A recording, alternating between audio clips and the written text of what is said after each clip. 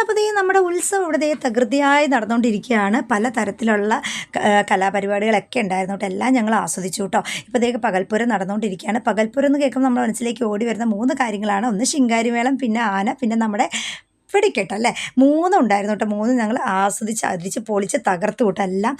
നമ്മുടെ ആനേനെക്കുറിച്ച് പറയുമ്പോൾ എനിക്ക് ആനേനെ ഭയങ്കര ഇഷ്ടമാട്ടോ കാണാനായിട്ട്. ഒരു ആന ചന്തെന്ന് പറയുന്നത് ആനയ്ക്ക് മാത്രമേ ഉള്ളൂ അല്ലേ. നമ്മൾ ആന ഇങ്ങനെ തിടമ്പേറ്റി വരുന്നതൊക്കെ കാണാനായിട്ട് ഇഷ്ടമില്ലാത്തവരാരും തന്നെ ഉണ്ടാവില്ല അല്ലേ.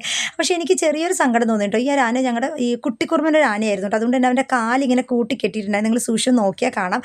അത് കണ്ടപ്പോൾ എനിക്ക് ചെറിയൊരു സങ്കടം തോന്നി. ഉത്സവത്തിന് ആന വേണോ, അതും ഒരു ജീവിയല്ലേ എന്നൊരു തോട്ട് തോന്നി. കോൺട്രവേഴ്ഷ്യൽ ടോപ്പിക്കാണ്.